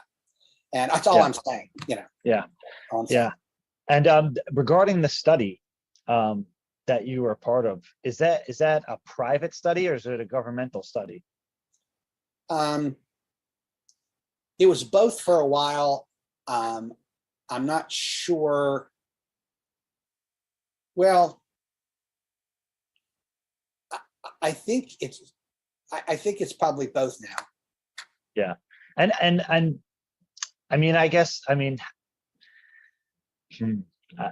is it, what makes it a governmental and or private study? Like, what is it? Is it just that the funding determines that, or is it the funding always determines it? There are aspects to it that are funded privately, and there are aspects that are funded publicly. Right. And as part of it, I guess, private / government because operationally? No, actually, the reason why it's private, and the reason why it's it's not classified so much as it's HIPAA restricted. Correct. So I mean, there are papers being written on it now. I mean, it will become public, I'm sure. And but they're not. But the authors may be public, but you'll never know who the people that were involved. Right. Were because of HIPAA. And is that something just that you and other people are working on, or is To the Stars actually involved with that? No, To the Stars isn't involved with that at all. Okay. And I'm not involved in it at all, except as it's being a very peripheral member of it, and what have you. But no, our only involvement with the government and TTS is with the Army Futures Command. We have a CRADA with them, and we have a piece of a purported UFO material from a crash. I can tell you that the military visited us twice, came to our offices, and both times were pretty impressed with what it was. They're studying it now. They're studying it now in concert with a defense contractor, trying to mimic some of the characteristics of it, as sort of like what Jacques Vallée and Gary Nolan are doing with their materials that they found, with Diana, where the isotopic ratios are not of this planet. So, I mean, but again, what the hell do you do with it? I mean, how did these things, they're not natural in any way, shape, or form, but yet they're here. Our piece is definitely manufactured, no question at all. And is it known publicly where that piece came from? What crash? The problem, here again, and I think this is deliberate on the phenomenon side. You get these pieces, and the provenance is very hard. I mean, we know where it came from. We know it came from a guy who picked it up, gave it to his son, who gave it to his son, who basically gave it to Long John Nebel, who gave it to Art Bell, who gave it to Linda Moulton Howe, who sold it to us. So you can look at that and you can say, yeah, but as far as like taking it into a court of law, the chain of acquisition there is nothing. It's not the least bit scientific. It would be thrown out in a court. So to us, we wholeheartedly admit that in the end, you don't know where the hell the thing came from, but we definitely know it's manufactured. And we definitely know it's been looked at by national labs, and every one of them said it would take an enormous amount of money, and we don't even think we'd have the time. In other words, we don't think there's enough time, 100 years, maybe get to this capacity. I mean, to get to this point where we can make it. Oh, yeah, it is really, really odd piece. And this is the layered bismuth. Magnesium, bismuth, magnesium. 83 separate layers. And there's some elements we don't like to talk about how it functions. It functions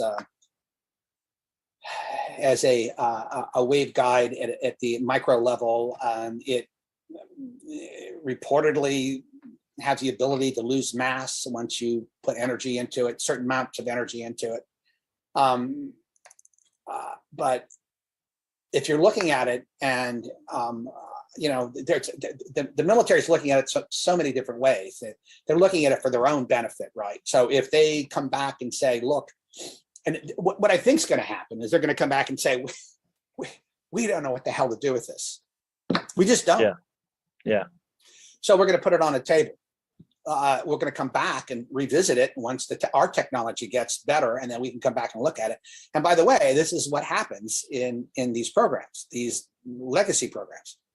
You get something and you look at it, and maybe say you have a downcraft, or maybe you have a piece of something, and you work for 5 years and you spend $50 million, $100 million trying to figure out what it is, and you make zero headway. What do? Budget comes around, and your budgets are very tight. Congress comes up, and maybe the Gang of Eight or somebody comes back and says, what progress have you made? Haven't made any. It's been 10 years. What do you mean you haven't made any? Well, I haven't made any. Well, we're not going to give you $100 million this year. We're going to give you maybe 10 to keep the program going, but you can't make headway. So what these people do is they keep the program going. It's like ATIP. ATIP was a continuation of OSAP. Yeah. They had very little money to continue it. They had enough money to continue it, but people were working on this part-time and lose off jobs. Yeah. Yeah. And they kept it going on a very, very small budget. And Yeah. now the budget's gotten much bigger, but I don't know how big that budget is now. I mean, the new organization. And I don't know, I don't know how much, I mean, how many people they're putting into this. And, if they're putting all scientists with no background in this, I mean, it's going to be a waste of time. Yeah. And yeah, the interesting thing about that is, it's very reminiscent of the Wilson Davis notes. And even surprisingly, even though Eric Davis is not a supporter much of Lazar, the Lazar story, both accounts talking about how they look at the technology, they work on it for a few years.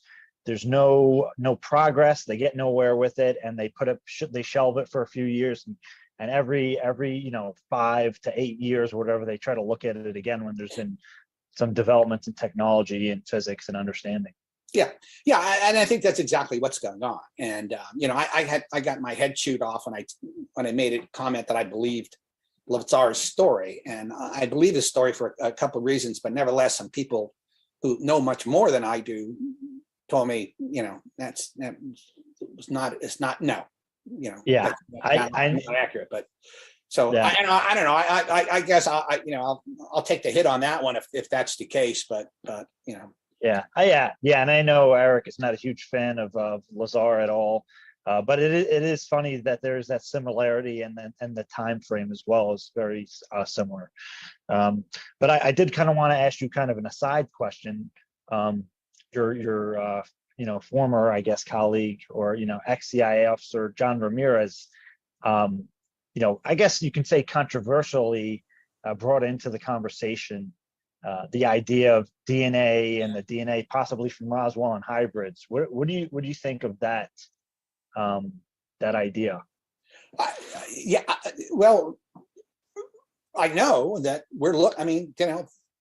this study's looking into it. So I mean, it's like it's not an odd idea, a strange idea. The thing about John is, I didn't know John in the agency. John told me we had met once. He came to my office once. They were doing a program and they needed something, and he came to my office, and I met him. And I don't remember that, but I do know who he is, and I've spoken to him on the phone, and we haven't met personally yet, but I think he's a wonderful guy, and he clearly is who he says he is. I know that because I checked him out. Yeah. And very, very bright man. And first time I spoke to him, he shared some information with me that he has not gone public with, sort of to solidify his bona fides. The information, as far as I'm concerned, is accurate how he explained it to me. So he's not a guy that's prone to making things up. I mean, essentially, if he says something, he's basing it on very, very good information that he has himself. But as far as the DNA stuff goes, I know he has his own views about that. I don't know what to say. I didn't have the same information that he had, so I can't say for sure. It's it's a kind of he said, she said kind of thing. Well, while he was in the agency, he ran into certain things, and people told him things. And but and he told me what they said. But it's just like, I can't verify it. He's just what he told me. Do I believe him? Absolutely. Yeah. But I can't verify it. I don't know. Yeah. Just some final questions. Is there anything coming up from To the Stars? Any books that are going to come out or projects? I know we know that Secret Machines, the fiction version, has some kind of adaptation that's going to be maybe a TV series or something like that. But is there anything in developments with To the Stars? Yeah, it's a good question. Yeah, we have at any given time we have about more than a dozen projects that are going on. Legendary Pictures, the one who did Dune, bought the rights to Secret Machines, as you said. Yeah. So that we're looking at either a television series or maybe a television movie. We're not really sure yet. They've got a couple years to decide what they want to do. They're a great organization. We're really happy that they picked it up. We also have some animated series that have nothing to do with UFOs or UAPs that we've sold, and they're in pre-production right now. Tom's movie, Monsters of California, young adult kind of movie, which is very good. And I've seen the movie, and we're looking at distributors right now, and we're in discussions with them. We're working on a couple other projects, ones that involved HAL, and remote viewing. And then we have our thing with the Army, and we probably have, God, about 6 other really cool treatments. We've already hired some, really first-rate screenwriters to write them, and we're working with Cartel Productions and some other companies to get them out. I'm sorry, the thing with HAL and remote viewing, I've never heard about that. Yeah, I probably shouldn't have said it. Is it going to be in the public? But it's really cool, and and a script was written by a really talented guy who's done some major Hollywood work, and he's very excited about it. We're very excited about it, and we're working on the funding for it now, so getting that out. But the main goal right now of PTS, we had to switch over to become an entertainment company, because when the pandemic hit, everything went to crap. All of these, we had a pretty good shot at some really good investment money coming in. And our goal was, we were always doing entertainment, but we wanted to do the research side of it also. But the research side was so money intensive, and the money, some of the investors, who walked away during the pandemic, that was where the money was going to go. So we're left with what the Army has. Now we still have that, like we have Scout and Vault. Those are completely done. Those are set up. They're going to come out to the public? Well, they're ready to roll, but the problem is, they're all developed, and we have some really sophisticated, AI software that is really behind all this stuff. But when we were working with Microsoft and Amazon about running the cloud structure for it, because it was going to be interactive, and we're going to take stuff in from people. He's like, "Here, send me your video, and we'll run it through our database, and we can tell you with pretty high degree of certainty whether it's real or not real, right?" Right. And then we were going to have another interactive database too, looking at that. And we were going to throw in all kind of stuff from MUFON. We were working with MUFON. But the problem was the amount of money it costs to actually run these databases is in the millions of dollars a year. Yeah. And so we need we need that kind of funding. And the only way we figured out we were going to get that kind of funding is if and get our shareholders. We have a lot of shareholders, like 4,000 shareholders. We owe them, first and foremost, we owe them, the return on their dollar. That's the first thing. And the second thing we owe them, and I think just as importantly, is, some progress on UAP, right? Yeah.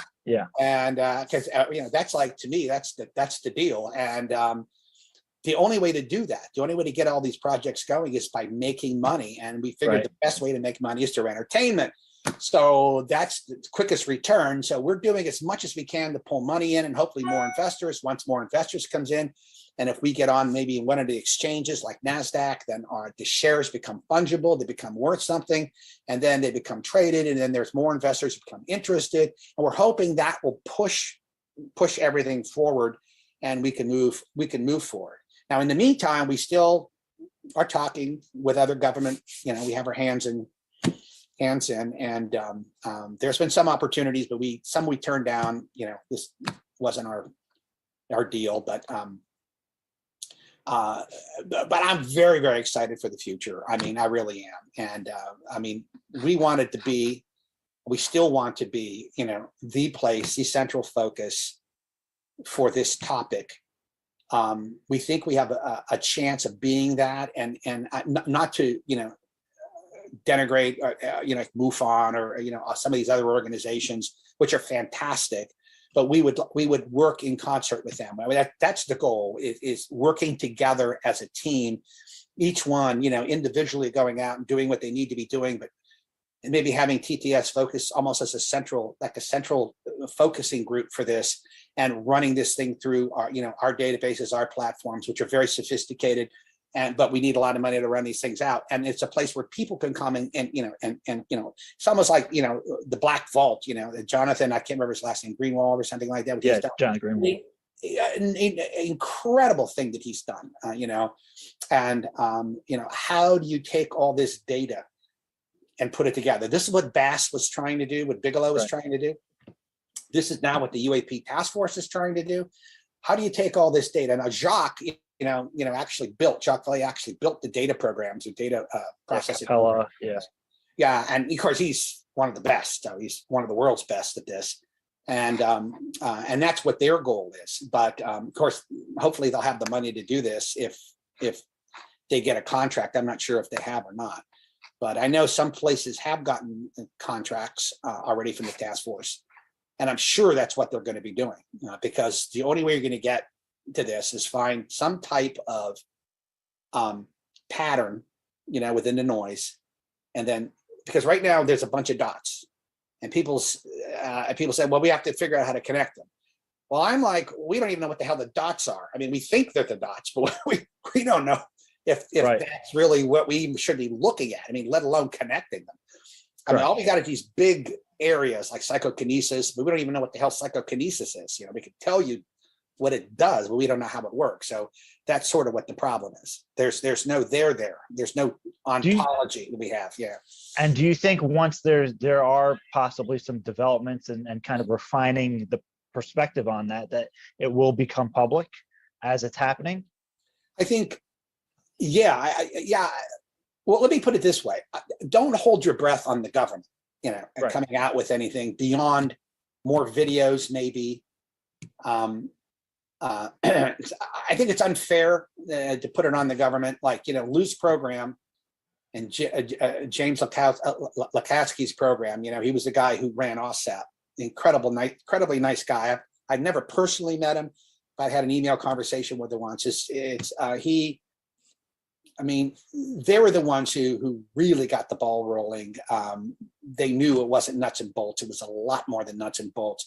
You got to look at Bob Bigelow and his group, Calm, and all these guys. I mean, these are the guys that really, George Knapp, they made it happen. They really sort of started this whole thing.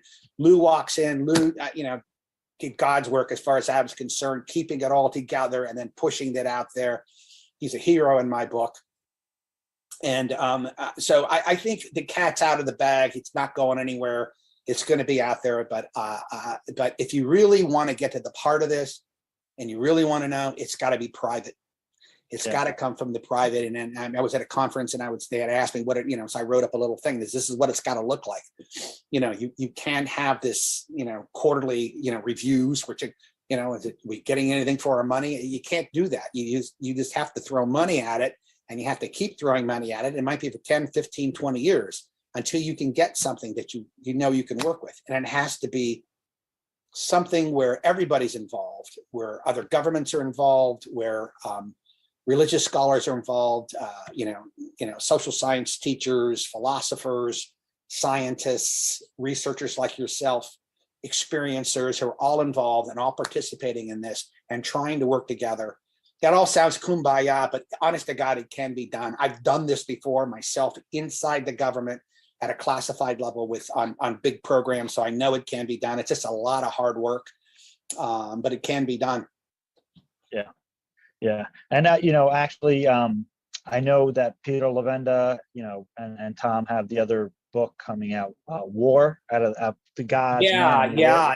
I read the unfinished manuscript. Great. Levenda is he's just a smart man. He and Tom, would get together and they were talking. For this third book, I talked with Peter a lot too about where it was going. And I know AJ is working on the third installment of Secret Machines. And we had talked a little bit about where, it was going to go. So we're really, really looking forward to those things coming out, and hopefully they'll be coming out soon. So. Yeah, and I encourage everybody to go listen to the To the Stars podcast, because your talks with Peter Levenda are incredible. They're some of my favorite talks. I'm glad you enjoyed it. Yeah. And I'm hoping I can get Peter Levenda on here. I'll talk to him. Again, I'll talk to him. No he's, problem. yeah, a great thinker, and I always appreciate his perspective.